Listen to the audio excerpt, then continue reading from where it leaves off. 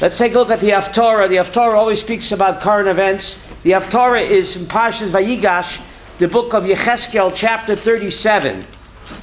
We're going to zero in on Pasuk 21. Ezekiel 37, verse 21. Ripped from today's headlines. God says, speak to them. Who's them? Us. Right? It's Ezekiel 37, verse 21. V'daber aleim koim Hashem Elokim, thus says Hashem God, behold, I take the Jewish people from all the nations where they're there, v'kibatzti osam, and I will gather them, misavim all around, v'yevesi otam elat matam, and I will what? Bring them back to their own land. Isn't it incredible that all of a sudden there's an explosion of anti-Semitism all over the world? Yeah. All over the world. Wherever you turn, the anti-Semites are going crazy. Even in Brooklyn. Yes. They're attacking Jews in Brooklyn, no less. The Jews in Brooklyn thought they were safe. But isn't this part of God's game plan? Because God tells Ezekiel that I have to bring the Jewish people back to their own land. Get back to where you once belonged. Right, Sarah? Where you still belong. Right, where you belong. So God says, whatever it takes. Anti-Semitism is God's game plan to what? Fulfill the prophecy contained in Ezekiel 37, verse 21. And look what he says in verse 22. And I will make them one nation. Again, why is this the Haftorah of the Parsha? What's the kesher to the Parsha? In the Parsha, Yosef and the brothers, after a terrible split, one nation, they reunite. And here the prophet is saying that the 10 lost tribes, like Joseph's brothers, were lost to him, and they reunited. So at the end of time, Ezekiel says, this is a, what's the word, a precursor? Is that the right word? Yeah. That at the end of time, the 10 lost tribes will also reunite with us and become one nation. That's verse 22. There'll be one nation, and they'll have one king over them, and they will no longer be split into two nations, the kingdom of Ephraim and the kingdom of what? Of Yehudah. But we reunited, and it feels so good. So the brothers reunited, the lost tribes will reunite. It's happening in front of our eyes, Avi. Current events, the Bnei Menashe are coming back from India. And Shevet Dan are coming back from Ethiopia. And over 1 million Russian Jews. Avram, we are living the dream. Yeah. We are living the prophecy of 2,400 years ago. Maddie, we should be excited about that. We are living the dream, right, Elisheva? Look. It's amazing. It's happening in front of our eyes. Let's go to verse 24. Va'avdi David melech alayim. My servant David will be king over them, and they'll have one shepherd. Now, King David's been dead for 3,000 years. What do you mean my servant David will be king over them, Aubrey? See verse 24? Yeah. You don't. Yeah. Dead men, remember Humphrey Bogart? Dead men tell no tales. A dead person cannot be a king.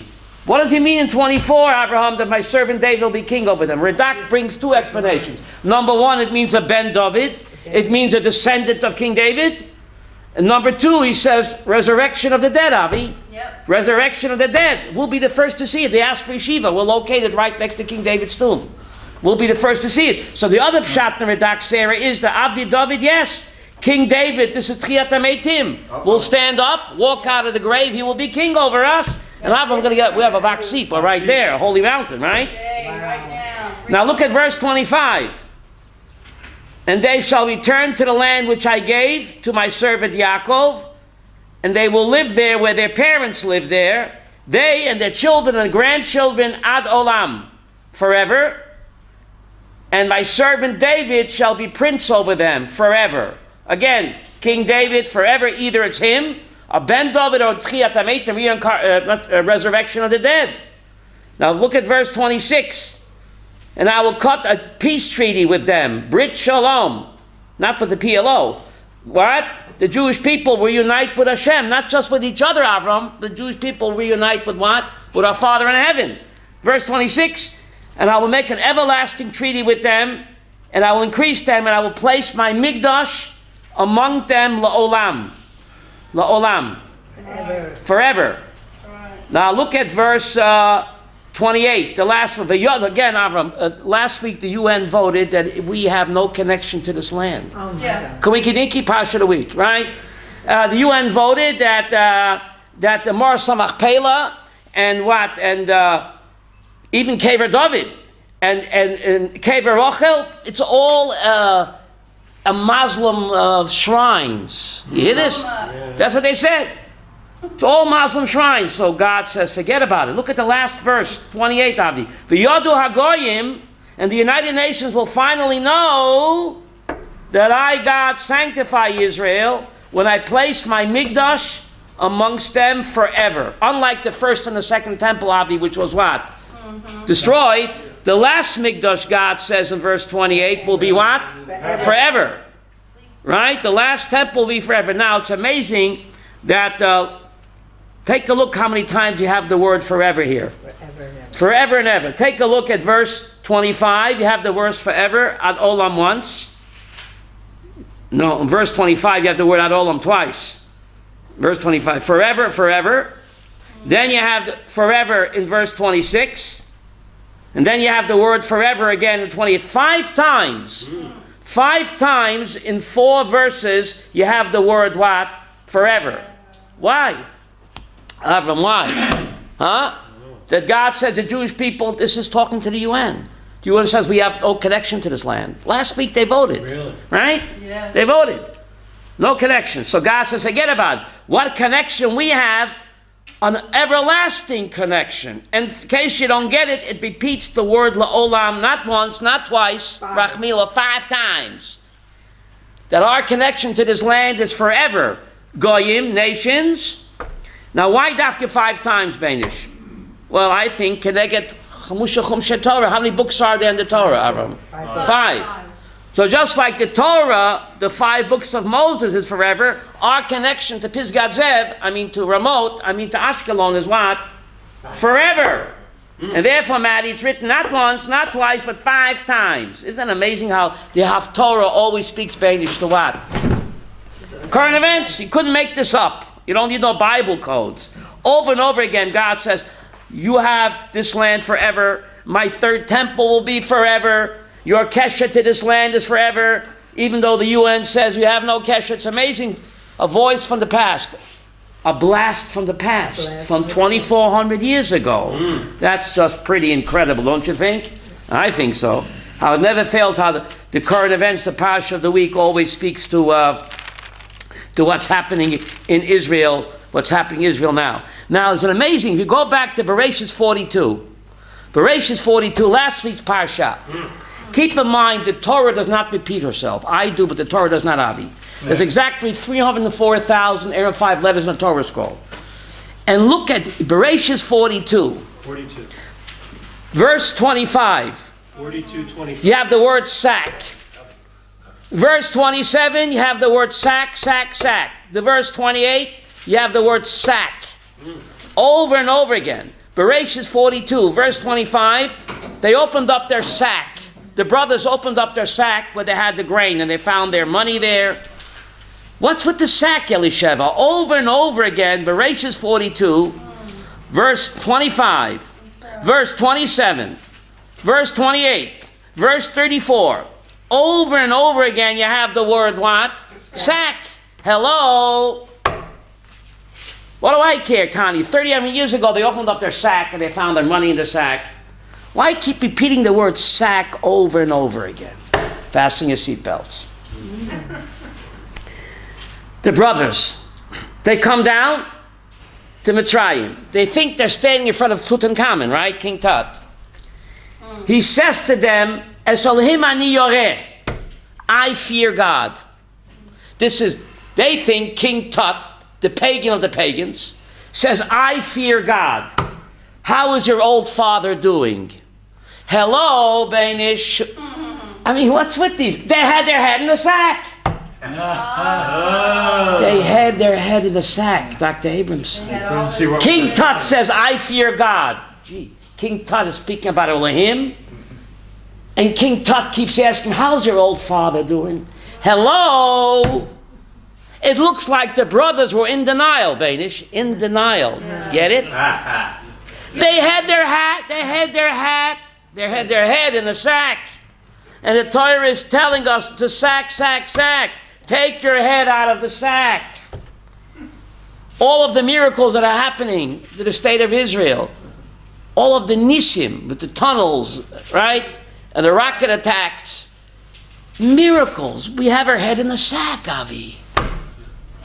We got to look around and appreciate God's miracles. According to the Shin Bet, there are hundreds of terror attacks that were prevented miraculously, hundreds. Never a few. Well, today, never a terror attack. But Shin Bet says hundreds of terror attacks were prevented, and the only word is what? Nes. The Shin Bet says that. So this is the Parsha of the week, Dr. Abramson and Rabbi Abramson. Give me a doctor. There's a Dr. Abramson right behind you. Hi. Sheldon Abramson. Let's get our head out of our sack and realize the nisim that are happening around us all the time. But the brothers, they just couldn't see it, Avi. They had their head in the sack. Isn't that incredible? Amazing. Now, in last week's Parshat, the brothers come down to buy food. You would think they were called Achei Yosef, Bnei Yaakov, but no. 10 times they're called Ha'anoshim. The men with the Hey Ayidiyah.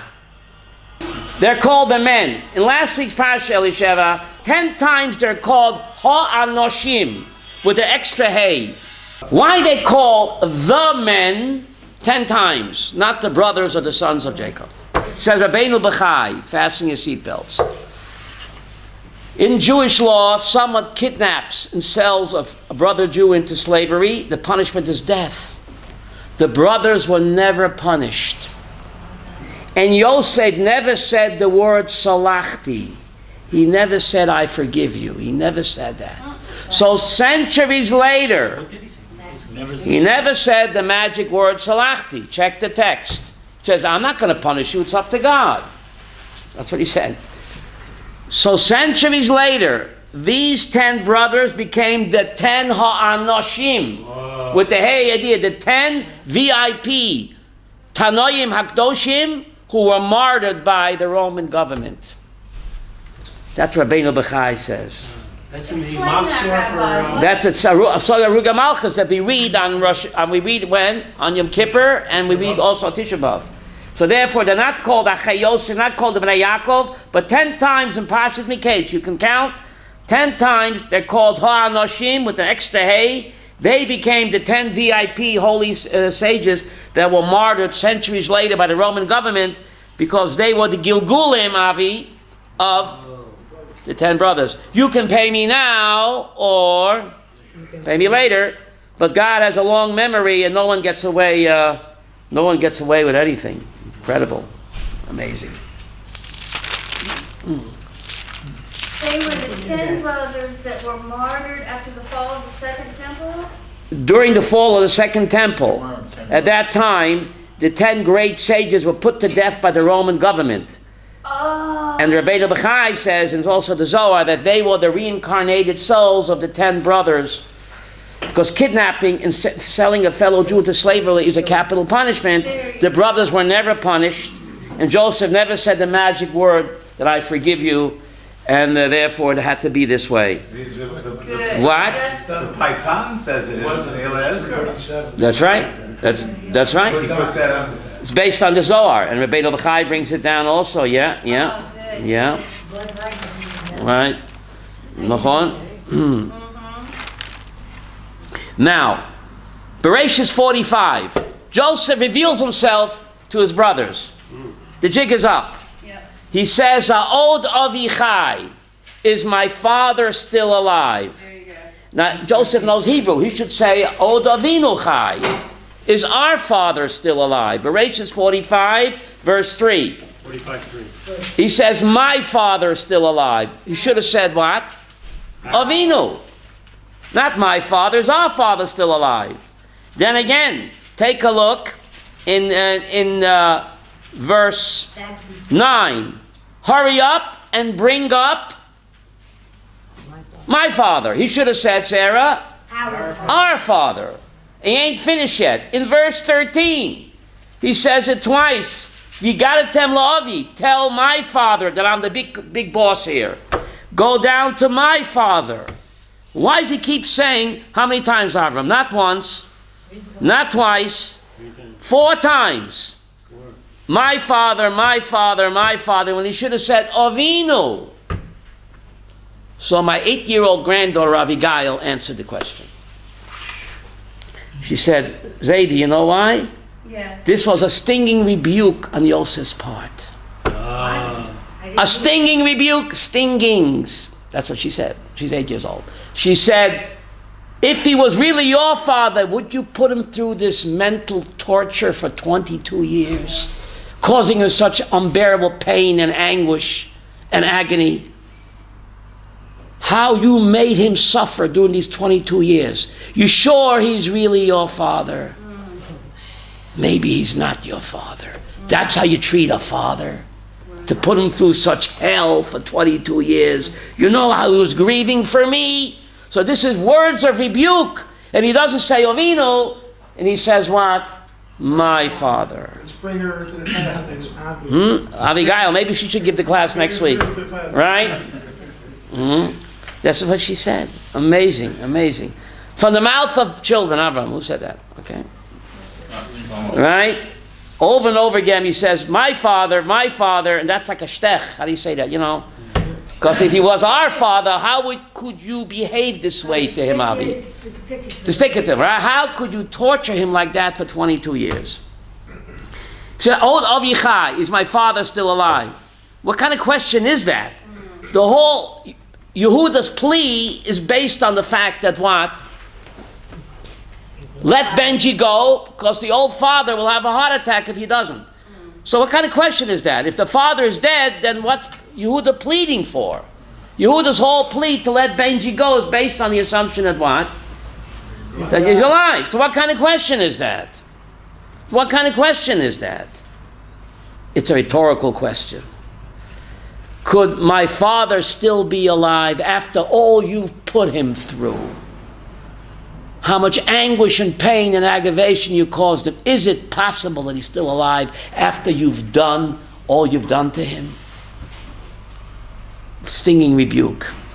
Again, O Avichai, you're worried how father would feel if Benjamin didn't come back. Why weren't you concerned about me not coming back? That didn't bother you? Now you wake up and you're concerned about Abba's anguish? Where were you guys for 22 years? You hypocrites. He's rebuking them, Abraham. Subtly, but it's there. Od Avichai. Od Avichai. So they finally reconcile. In Bereshit 45:14, it says he fell on the necks of Benjamin, his brother. Say what? The Hebrew says, Vayipol al tzavre Benjamin ochid. He fell on the necks of his brother Benjamin, and he wept. So Rashi wonders, last time I checked, the person only has what? One neck. So why does it say in the Hebrew, Genesis 45:14, al tzavre Benjamin? Should have said al tzavar Benjamin Avram, right? Person has one neck. So Rashi says, the neck is a metaphor for the 2 Beis HaMikdashes. The 2 Beis HaMikdashes that are going to be in the Chelik of Benjamin, and they're going to be destroyed. Why is the neck a metaphor for the Beis HaMikdash? The neck connects the head to the body. The Beis HaMikdash is that entity that connects heaven to earth. The Beis HaMikdash is the neck, Avi, of the universe. Your neck connects your head to the body, right? The Beis HaMikdash is the neck of the universe. It connects the heavenly to the earthly. That's the neck of the universe. The godly to the earthly is connected through the neck, like the head is connected to the body. So therefore it's written twice in the plural, because of the 2 temples that are going to be destroyed. Who are going to be whose territory? Benjamin. So why cry about something that's not going to happen, Lillian, for centuries? What are you crying of? Now's the time of you're reunited and it feels so good.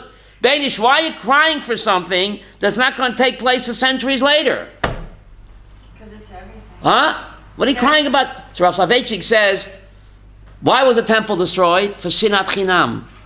They're crying that our descendants will have learned nothing from our mistakes. Look what the sinas chinam did to our family. It tore the family apart. And centuries later, our descendants will make the same mistakes by hating each other, infighting. That would cause the destruction of the Beis Hamikdash. So therefore, they're crying that their descendants, us, have learned nothing. We keep making the same mistakes again and again of hatred, infighting, which led to the Chorban Beis Hamikdash, and therefore what? They cried about that now. They cried about that now. Now, the two temples were in the Chelik of Binyamin, and the third temple will also be in Shevet Binyamin. Binyamin is the youngest brother. Why is the temple building, Avram, only in Binyamin's territory? Badu Abalama, he's the youngest bro. The Ramban gives 3 reasons why.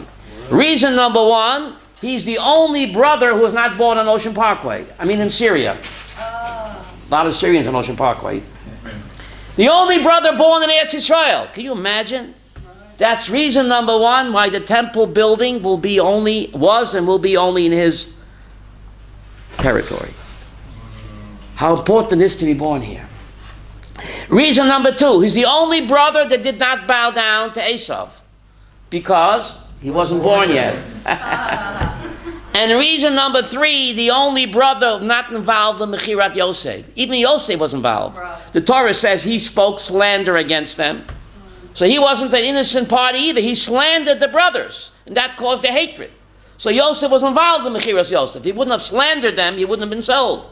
So the only brother not tainted, I like that word, with Mechirat Yosef was what? And therefore, for those 3 reasons, says Nachmanides, the temple building is in his territory.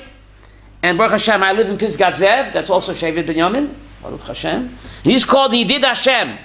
Of all the brothers, the Torah calls him the most beloved Hashem, again, for these 3 reasons. For these 3 reasons. Interesting. Now, isn't it bizarre that the seeds of the Jewish people are being planted here, Avram? These are the founding fathers of the Jewish people. Why did the Jewish people have to come about through a family feud? Isn't that bizarre? You have a family, remember that show Family Feud, Avram? Family Feud. A dysfunctional family. Hatred and jealousy. Kina, Sina, Machlokis, and that's dafka how the Jewish people were what? Formed. Sarah, ain't that bizarre? We are the Am HaNivchar. We are the chosen people. We are God's holy people. So we had to be founded, Abraham, on what foundation? Hatred, jealousy, divisiveness, Machlokas. You don't see it's bizarre. What's it all about? Why build Am Yisrael through a family feud? That's the question, Avram, on the table. You hear? You don't think it's a good question? Yeah. What? You don't think it's bizarre? We're building the Am HaNivchar. We got the Torah. We're God's beloved nation, right? And this is how we came about? What's the message here? Anybody here got a flu vaccine? It gets stronger. Flu vaccine. How do you... to get a flu vaccine or a polio vaccine, what do? You inject part of the polio or the flu into your system. You develop antibodies. So you develop antibodies, right? Right. You my chiddush? I'm going to tell you a big chiddush over here. God knew that throughout the centuries we will be involved in bitter infighting. Terrible machlokas, even among religious Jews. It never stops. How come we're still here? How come the nation didn't break apart? All the infighting, all the sinat chinam, all the kinah. But we're still here. So Avram Donovan said, because we got vaccinated. Not at Sinai, right here. As the Jewish people are being formed, God gave us a booster shot, Abraham, booster shot. And that booster shot of antibodies of the vaccine contained hatred and jealousy and divisiveness and machlokis and sinat chinam. That's the antibody. So therefore, throughout the centuries, despite the fact that we hate each other and we slander each other, how come we're still here? We're still such a strong, powerful nation. They envy the whole Middle East with the leader of high-tech, low-tech, dumb phones, smartphones, medicine, and everything, Israel. And there's so much infighting. Look at the Knesset, like a kindergarten. Look at the Knesset. I don't want to shame the kindergarten, right? Right? And despite all that, we are so powerful. A leader in every field. Avram, we capture water from the air. You know that? No. Oh, good thing you came today. We invented a machine that takes water, Elisheva, from the air. We sell it to Jordan, to Africa. But there's so much infighting. The Israeli government, in the cabinet, they can't stand each other. No. So how come they don't tear each other apart? Why are we so strong despite the infighting? Because Lily, we've been vaccinated. 3,800 years ago, when the Jewish people were about to be formed, God gave me a booster shot that we don't self-destruct despite the machlokes. So therefore, the Jewish people had to what? Be formed this way. What's making up? What doesn't kill you makes you stronger. I'm calling it the vaccine. How do you feel about the families that don't want to give them the So Rabbi, you're saying... The polio vaccine. You infect polio. So this infighting, this bitterness between you, Joseph and the brothers, this sinner, this hatred and jealousy and envy was injected. This is God's plan to what? To build up our antibodies, to make us immune. I think it's called inoculation throughout the centuries. That we have this bitter infighting, right? Take a look all around today. And yet we're so strong. And yet we're still here. Not only are we here, we are the number one power in the Middle East. Despite the infighting, because we've been vaccinated, Avi. This is my chidush of why the Jewish people had to come about in this bizarre way through machlokes and infighting and jealousy, because we have been vaccinated through the booster shot, and therefore we don't go over the cliff. Rabbi. We're still here. So it's all part of God's game plan.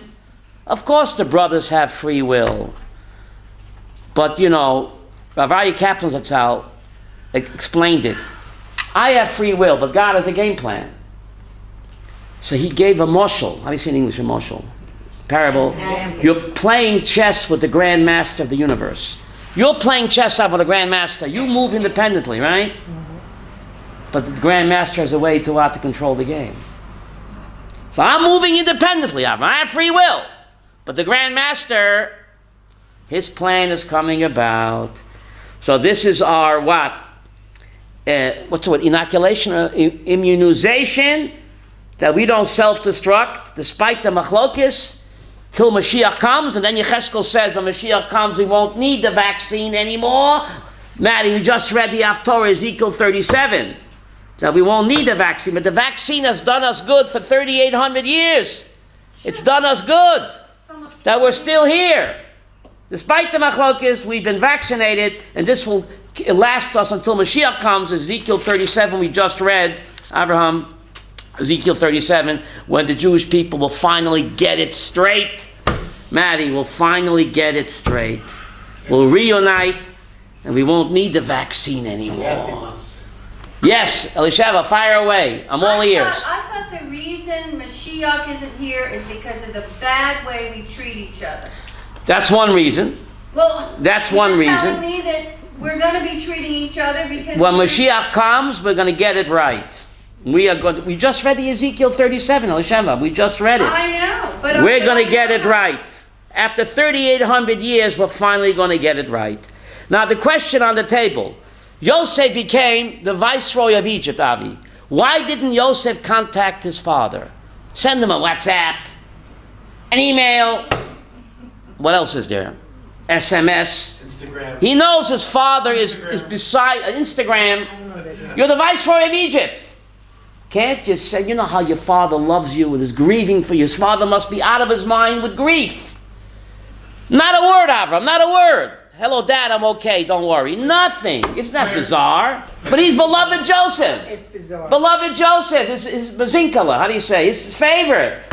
Dad, I'm okay. A collect call, reverse the charges. It is very good. Gunished. Fasten your seatbelts. Avram, you fastened. Before Yaakov sent Yosef on this mission, the Torah says he yelled at him. What are your crazy dreams for? You're making sin and kinna among the brothers. Be quiet. That's what it said. Look at the text. And then he sends him on the mission. Yosef is thinking, gee, why is he sending me? My father knows how much they hate me, how they despise me. Why is he sending me into the mouth of the lion? Right. What's going on? Right after he yelled at me and he put me down. Yosef saw the mission as a setup, Avi. You hear what I'm saying to you? Yep. He saw that the family's being torn apart, and he made a cheshbon, where Yosef figured, it's better to lose one and save 11. What's going on over here? Look what happened to him and his brother. Look at Yosef is thinking. Look what happened to Yishmael and Yitzchak. Right? Look what happened to Yaakov and Esau. So maybe my father is thinking, instead of losing 11, I'll give up one to save the 11. Yosef thought that he was set up. Why is he sending me? Send a servant. You know they hate my guts after you yelled at me. Therefore, he never contacted his father. And I have proof in the Torah. In Parshas Miketz, he names his oldest son Menashe. Yep. Why does he name him Menashe, Abraham? Ki nishani Elohim et kol beis avi. God has made me forget my father's house completely. I don't want nothing to do with him. It's a posuk in Miketz of Yosef. He named him Menashe because Nishani Elohim, God has made me forget kol beis avi, all my father's house. I don't need him and them. I'm starting over. Therefore, he never contacted him. What we've got here is a failure to communicate. Incredible what's going on over here.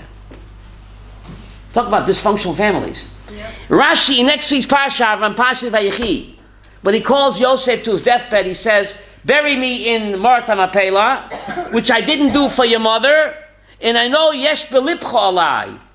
She yesh belipcha alai. How do you say that in Yiddish? Osta bais hearts. Anybody speak Yiddish here? A bais hearts of me. A bais hearts. You can't translate in English. A bais heart means an angry heart. Rashi quotes the Medrash where Yaakov calls Yosef to his deathbed, and I know that you have it in for me, my son, because you think I disrespected your mother. I buried her in Potter's field. So all these years, Yosef never contacted dear old dad because he thought his father wanted to get rid of him. Sacrifice one, Avram, to save 11 brothers. So it's, so all of this orchestrated, even though that a person has free will. Yaakov didn't have to send him. He should have sent a servant. What was Yaakov thinking when he sent him? What was Yaakov thinking? Send a servant, right? Send a what's up, how the brothers are doing. Fax. Not doing fax anymore. He sent him to Shechem. What happened at Shechem, Avi? The brothers came together, risked their lives to defend a sibling. Remember, Dinah was kidnapped by Hamas 3,800 years ago, right? So we didn't negotiate with the terrorists. Shimon and Levi wiped out the whole city, right?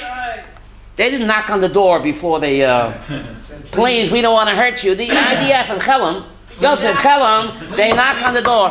Please vacate the building. We don't want to hurt you. Oh, please. They're sick. But that's what the IDF does, unfortunately. But anyway, Shimon and Levi, they wiped out all of the terrorists. They risked their lives. So Yaakov was hoping against hope by sending Yosef to Shechem, that brotherly love for a sibling would be reunited, rekindled to Yosef as well. As they were for Dinah, perhaps they'd think of this, they'd bury the sibling rivalry and come together in brotherly love as they had done for Sister Dinah. That's what he was thinking. No. But that's what he was thinking. Chazal say. But Yosef didn't see it that way at all. Yosef saw it as what? As a Avram, as a setup. And therefore he never contacted his father. Therefore he called his firstborn son Menashe.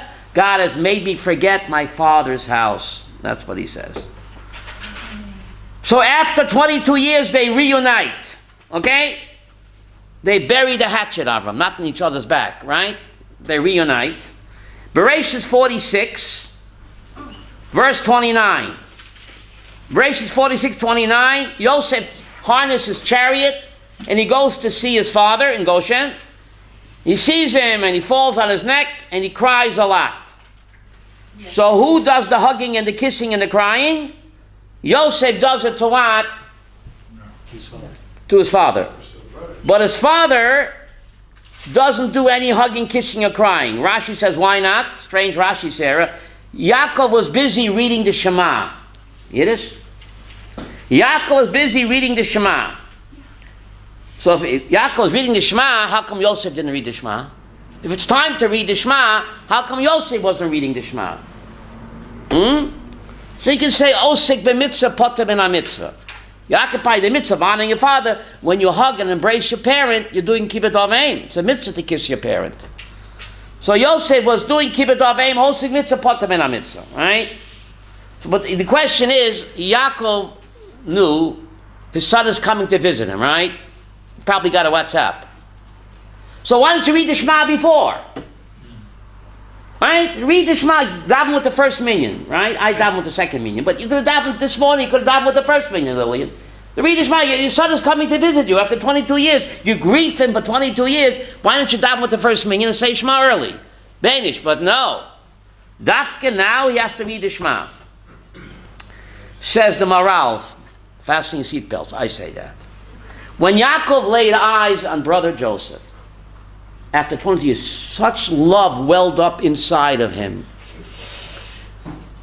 I'm going to quote that song, and I'll sing it. I know I'll never love this way again. Dionne Warwick. I'll never love this way again. His heart was overflowing with love. And he knew he never going to feel this love again. So instead of what? Channeling it to his son, he said, Shema Yisrael, v'ahavta Hashem Elohecha b'chol levavcha. I'm giving that love, I'm loving Hashem, my God, with all my heart and soul. He loved his son dearly, but he loved God more. Yes. So instead of giving that love to brother Joe, he channeled it into HaKadosh Baruch Hu. But the Torah says you should love v'ahavta Hashem Elohecha, you should love the Lord your God with all your heart and soul. So since he knows he'll never love this way again, therefore he read the Shema. That's Yaakov Avinu. That's Yaakov Avinu. And then he hugged him. What? And then when he finished the Shema, then he hugged him. But not before. He had to read the Shema to give that love to God, not to his beloved son. Isn't that incredible? Yeah. Now, the question is, he mourned for him 22 years, and he could not stop mourning. Rashi says, in last week's Parsha, that for a dead person, you forget after a year. Hashem has a chesed, after a year, a dead person is forgotten, you stop mourning. But if a person is alive, and you think he's dead, you, what? Never stop mourning. Yaakov studied 14 years in Shem ve'ever. Did he miss this Rashi, Sarah? It's part of Chazal. Rashi didn't make it up, right? It's a Gemara that for a dead person, Gemara Brachas, for a dead person, you stop mourning. But if a person's alive and you think he's dead, you never give up for him. So the very fact that Yaakov did not stop mourning for whom? Isn't that proof positive, Sarah, that what? That he didn't think he was They didn't think he was dead, so what are you crying about? It's like a catch-22, right? Yaakov knew kol Torah kula. What did he do 14 years in Shem ve'ever? Right? It's part of the Gemara and Brachot. So the very fact he couldn't stop mourning should be proof positive, Avram, that what? Still alive. He's still alive. You get a question on the table? Yeah. So the answer is found in Bereshit 46:30. Yisrael says to Yosef, now I can die after I've seen your face, that you're still alive. Now, the word face seems to be superfluous here, Sarah. Now I can die in peace, that I know you're alive. What do you mean, I see your face? He wasn't looking at his foot. All right? Obviously, he's looking at... The physical, you always... Well, what do you need the face for? The word face seems to be... How do you say superfluous in English? Extra. Now I've seen that you're alive. What do you need the word face for? So the answer is, says the Maral, as follows. He knew he was alive. Thank you, Yudah. He knew he was alive physically. Baruch atah Adonai Eloheinu melech haolam, shehakol niyeh b'dvarav. Amen. Maral says he knew he was alive physically. The very fact that he could not stop mourning for him proved to Yaakov he was alive. But there's a fate worse than death. Yosef is a very handsome boy. Got sold down to Las Vegas. Maybe became a disco boy. Chas v'sholom. That's a fate worse than death. He was mourning. He thought he died spiritually. Avi, a handsome boy in Las Vegas, you know. And Egypt made Las Vegas look like a kindergarten. So now I've seen your face, says the Ari HaKadosh. The face is the window to the soul. The Ari says when you look at it, a tzaddik looks at a person's face, he looks into his eyes, that's the window to the soul. I've seen your face, I know you're alive spiritually. Now I can die in peace. I was never upset that you died physically. I knew that you're not dead physically. That's why I couldn't stop mourning for you. But I thought you died spiritually. Now I've seen your face. And the windows to the soul is what? The eyes, says Ari. You're still Yosef HaTzadik. Now I can die in peace. Despite being in Egypt all these years. What a powerful message. What a powerful message. I thought... What?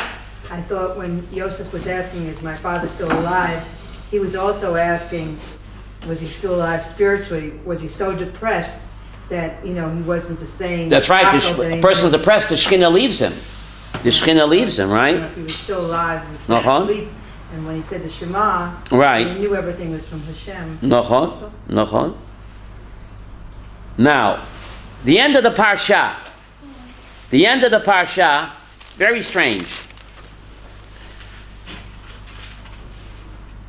Bereshis 47:8. Yaakov comes down, and Yosef takes his father to meet the Pharaoh, the big cheese, right? Bereshis 47:8. The first question the Pharaoh asked the father of the viceroy is, how old are you? Is that a polite question to ask? Avram, you ask a person how much money he makes, how old he is. Pharaoh, 130. how old are you? What prompted such a strange question? So Chazal say, he never saw a person look so old and, how do you say, oiskimitchit in English? Oiskimitchit, haggard. He looked like death warmed over. He looked like the 2,000-year-old man. Wow. That's why he asked a strange question. So Yaakov says, oh, my years on earth are few, full of tsar and pain and agony and anguish. Yaakov was supposed to live the same amount of years as his dad. His dad lived 180. Yaakov died at 147. God deducted how many years? How much is Avram? You're good in math. How much is 180 minus 147? 33, right? Thank you, yeah? 33 words. Every word of complaint that he complained to Paroi, God deducted a year of his life. Every word of complaint, Hashem deducted a year of his life. So instead of living like his dad, 180, he lived only what? 147. 147. You want to complain? You complain to Hashem. Don't complain to Pharaoh. You think Hamas will have Rahmanis on you? Who are you complaining to?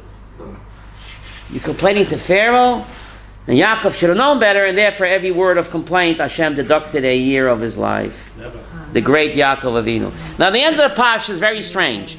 Bereshit 47:21. Seems to be ancient history here. Abraham, Donovan, take a look. Bereshit 47:21. It says that Yosef HaTzadik was engaged in transfer of populations. He took the people from Cairo and he made them live in Alexandria, and the people from Alexandria he brought to Thebes, and the people from Thebes he brought to Memphis.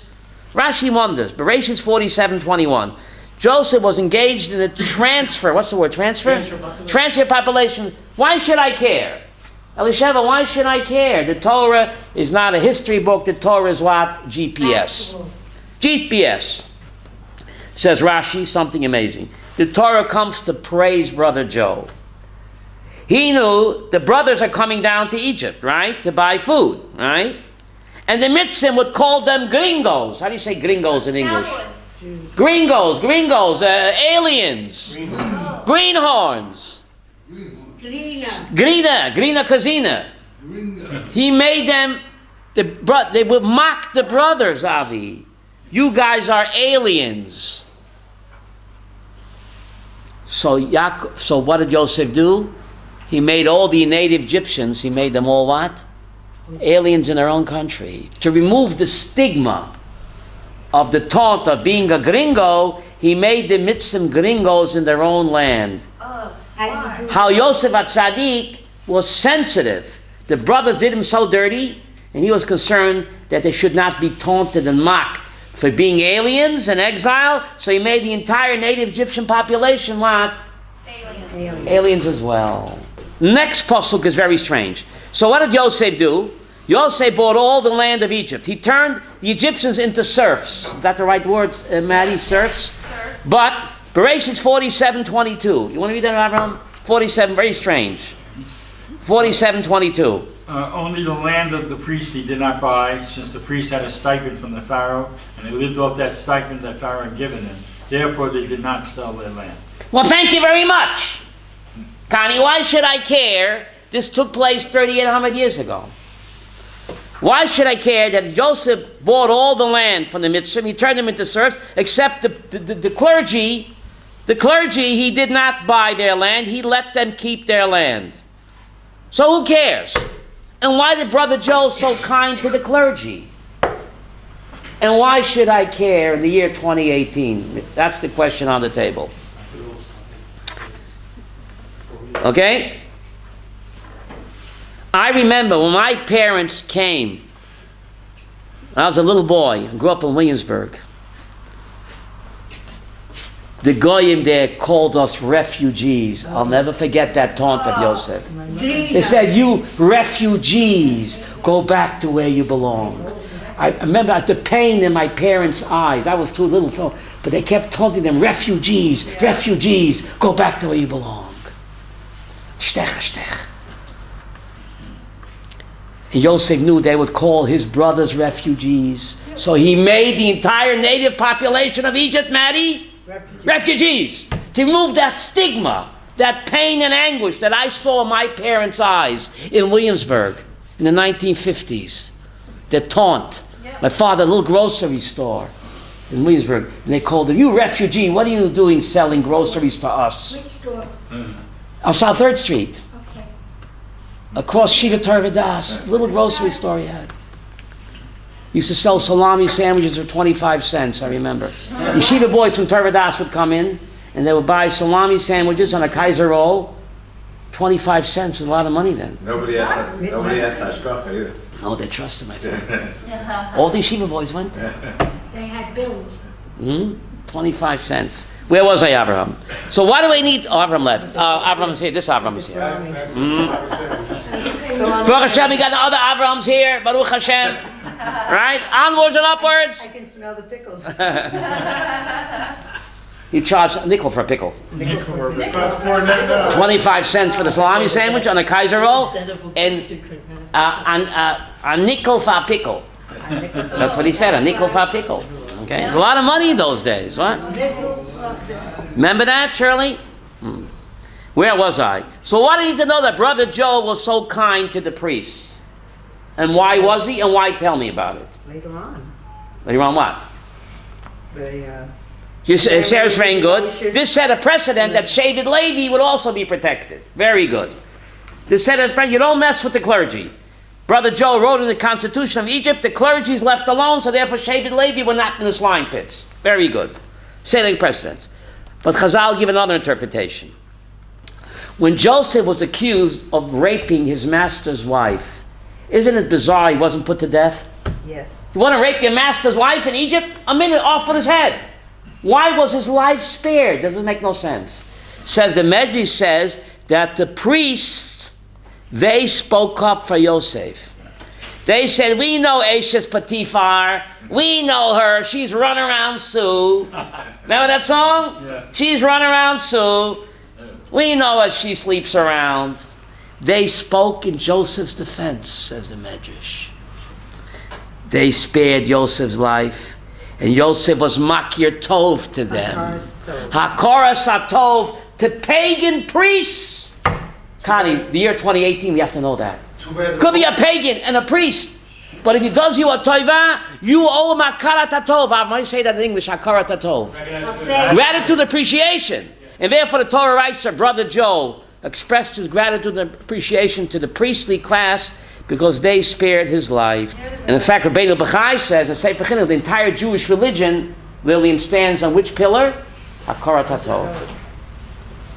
Even to a pagan priest, you express gratitude and appreciation, and Brother Joe was doing that, and therefore the Torah